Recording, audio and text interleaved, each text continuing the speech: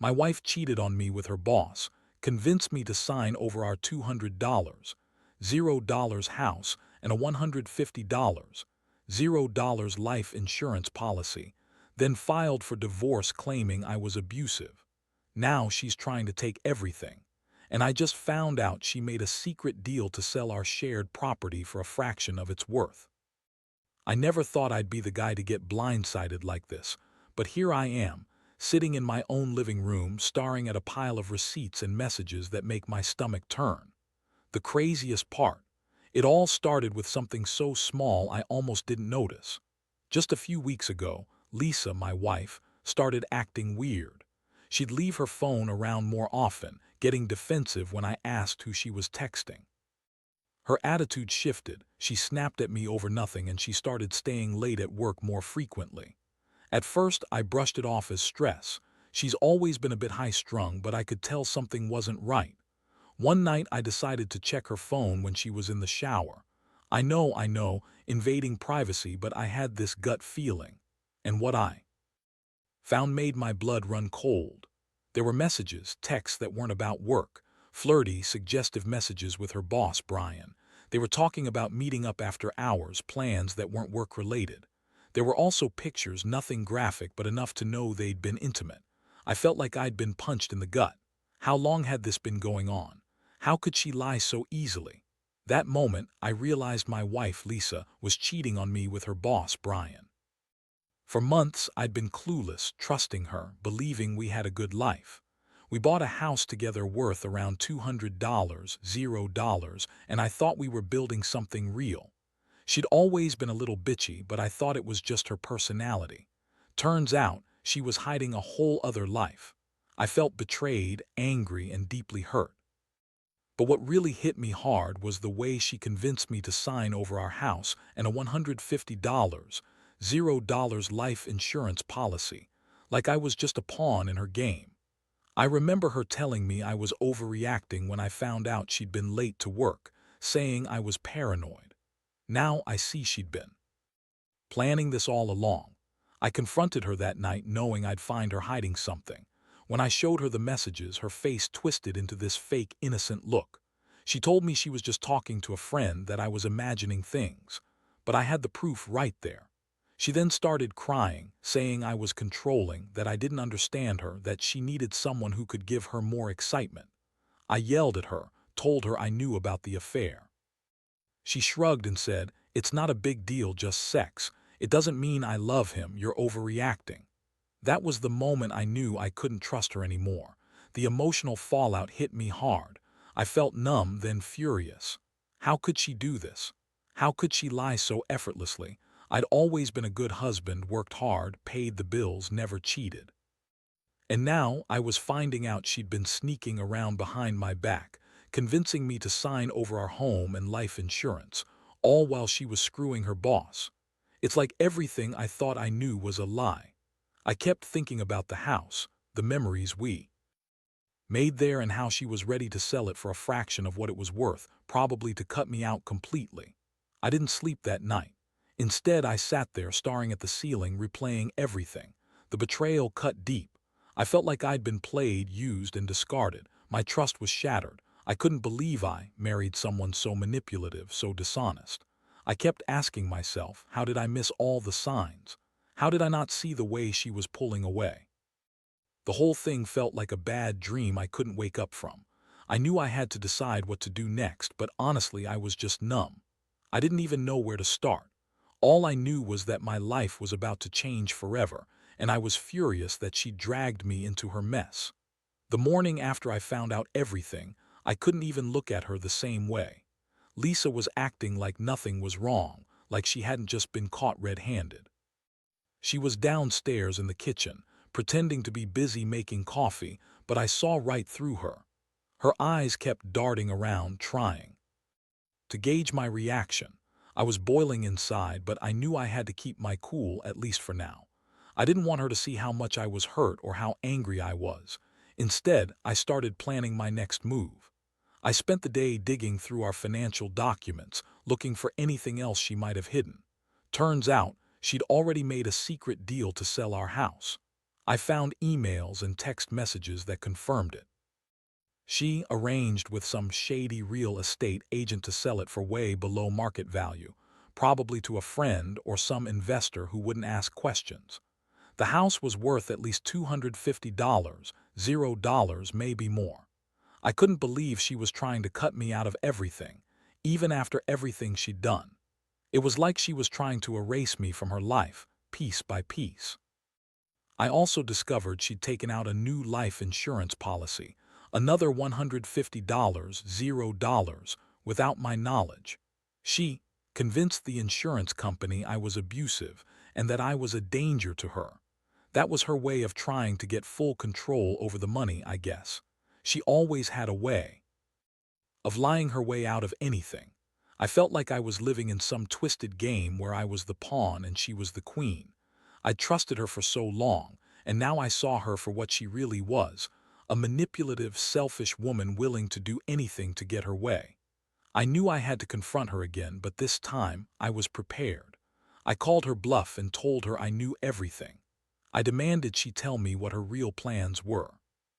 She got defensive, tried to deny everything, but I wasn't buying it. I told her I was going to get a lawyer, that I wasn't going to let her walk away with my house, my money, or my reputation. She sneered at me, calling me paranoid and crazy, saying I was overreacting, that I was just jealous because she was successful and I was. That's when I lost it. I told her she was a damn liar, that I had all the proof I needed. I told her she was a manipulative bitch who had been screwing her boss and scheming behind my back for months. The worst part was the look in her eyes, like she thought she could get away with everything. She kept insisting she loved me, that this was just a fling, that she'd never do anything to hurt me. But her words didn't match her actions. I knew she'd been planning this for a long time. She convinced me to sign over our assets, all the while planning her escape route. I felt a mix of rage and despair. How could I have been so blind? How did I miss all the signs? And now I was stuck in this nightmare, trying to figure out how to fight back. That night I couldn't sleep again. I kept replaying everything, her lies, her betrayal, the way she looked at me like I was the problem. I was furious at myself for trusting her so much, for thinking we had something real. I'd been a fool to believe her sweet talk, her fake apologies. Now I saw her for what she really was, a selfish, lying woman who'd rather burn everything down than face the consequences of her actions. I felt like I was drowning in a sea of betrayal, and the only thing I could think about was how to take back control of what was mine. I knew I'd have to fight for my house, my money, my dignity, and I wasn't going down without a fight. The next few days turned into a whirlwind of legal consultations, late-night research, and sleepless nights. I knew I had to act fast if I wanted to salvage any part of what I'd built with Lisa. The first thing I did was hire a lawyer, someone who specialized in property disputes and divorce cases. I needed to understand my rights, especially since she'd already started making moves to sell the house below market value and had another life insurance policy in her name. It was clear she was trying to squeeze every dollar out of this mess, and I couldn't let her get away with it. My lawyer was pretty straightforward.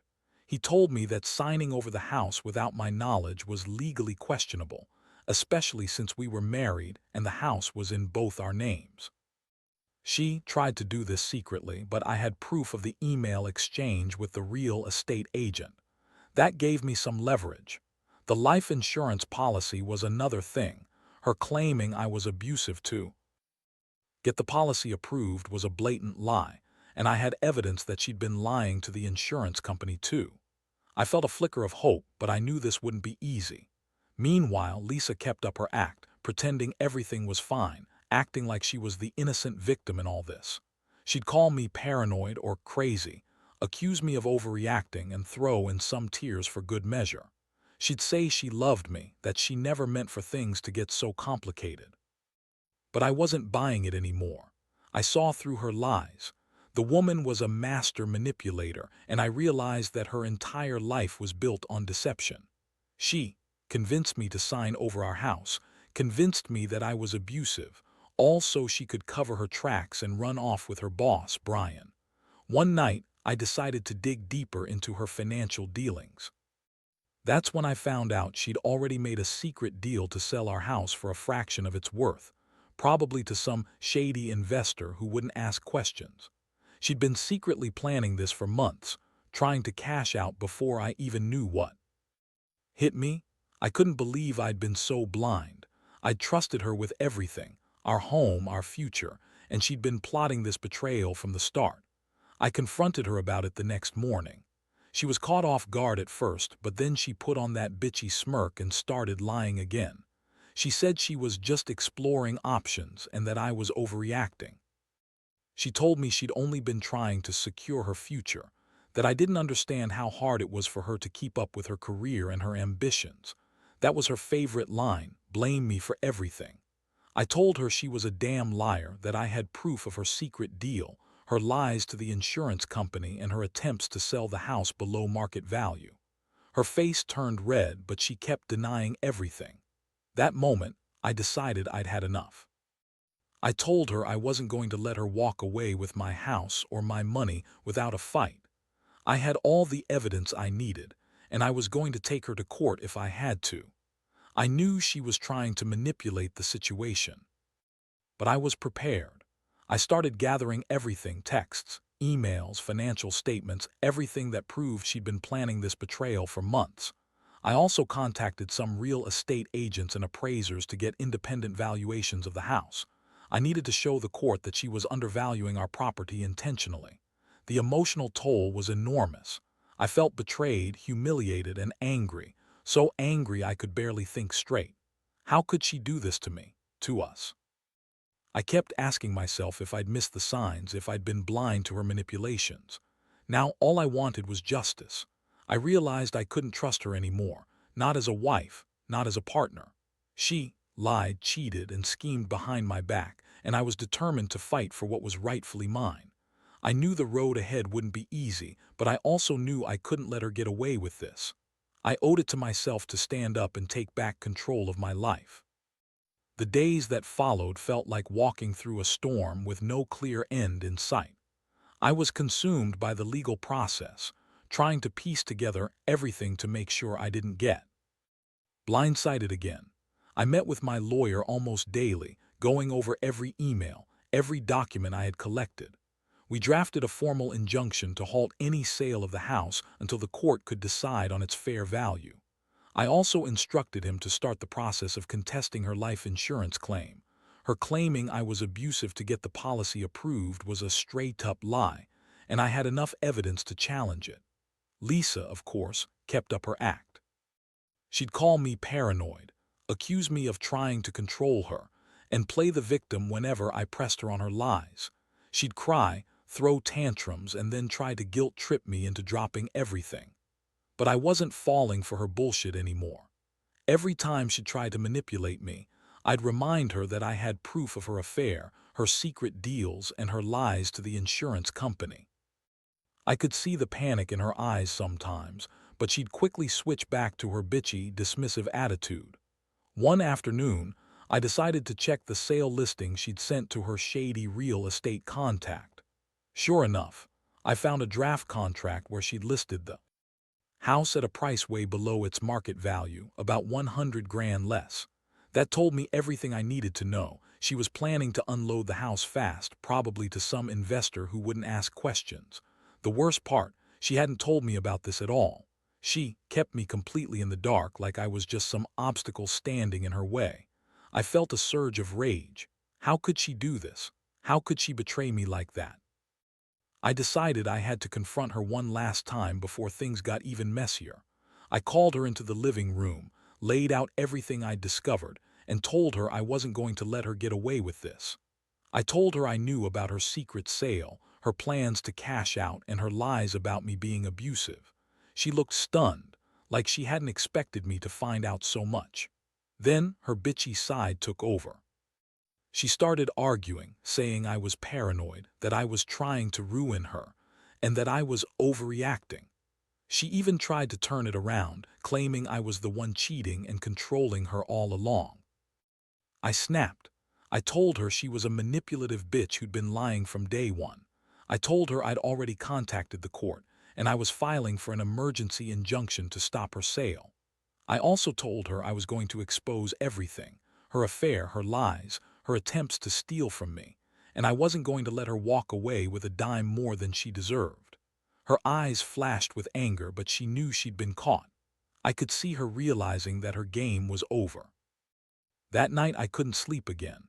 I felt exhausted but also oddly relieved. I'd taken the first real step to fight back. I knew this was just the beginning, but I also knew I'd be damned if I let her destroy everything we built. I kept thinking about the house, about the memories we'd made there, and how she was trying to sell it for a fraction of its worth. It made me sick. But I also felt a strange sense of clarity. Finally, I was taking control of my life. I was done being the victim of her lies and schemes. I'd stand my ground, no matter what it took. The truth was finally starting to come out, and I wasn't going to let her win. The court hearing was a blur of legal jargon and tense silence. I felt like I was walking into a battlefield, knowing Lisa was already spinning her lies to the judge, trying to paint herself as the victim. She sat across from me, with her bitchy smirk, trying to look innocent.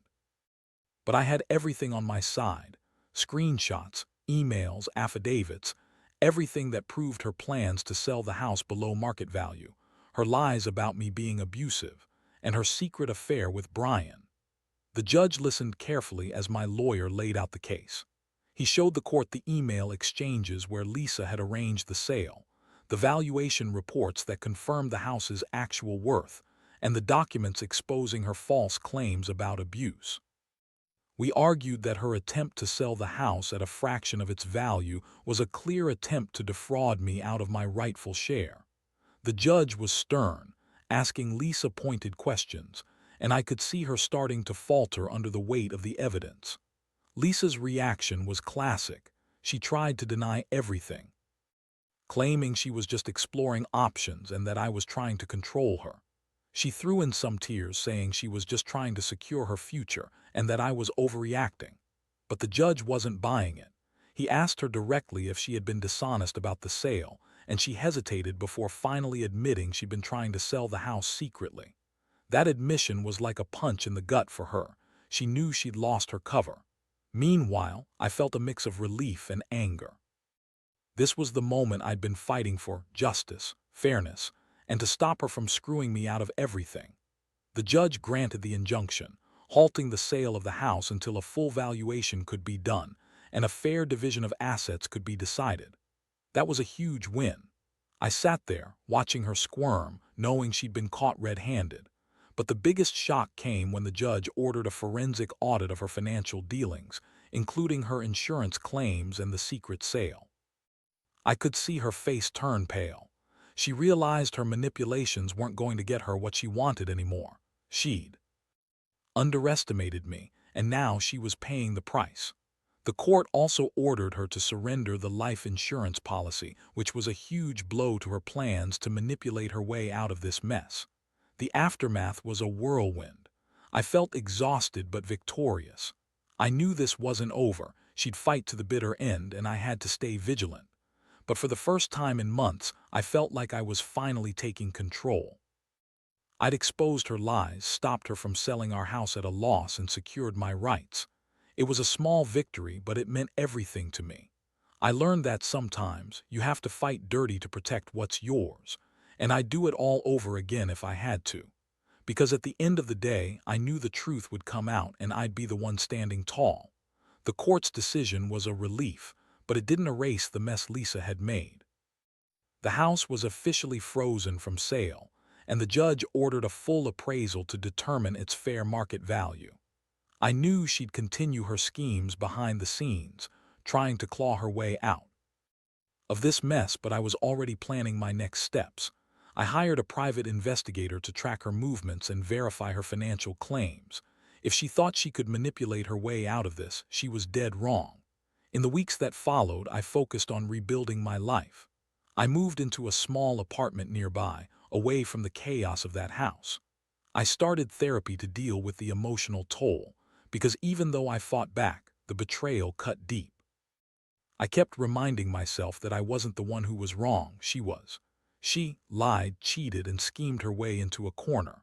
I also began documenting everything, every conversation, every financial transaction, every lie she told, hoping it would all be useful in the legal fight ahead. Eventually, the court scheduled a final hearing to settle the division of assets. I was nervous but confident. I knew I had the evidence and the law on my side. When the day came, Lisa showed up, her usual bitchy smirk replaced by a look of desperation. She tried to spin more lies, but her words fell flat against the mountain of proof I had compiled.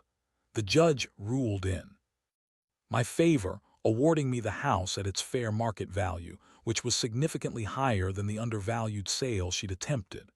She was ordered to pay me back the difference, plus damages for her deceit. The aftermath was bittersweet. I got my house back, but I knew I'd never get back the years I wasted trusting her. I felt a strange sense of closure. Finally, I'd taken control of my life again.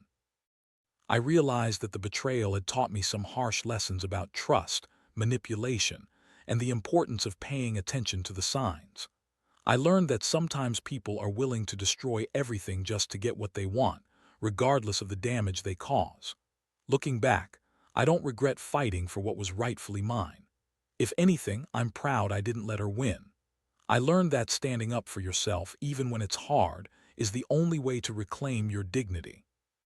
And I want to tell anyone going through something similar, don't settle for lies or manipulation. Gather your evidence, fight for your rights, and never let anyone steal what's yours, because at the end of the day, the truth will come out and justice will prevail. I may have been blindsided once, but I'm not going to let anyone do it to me again.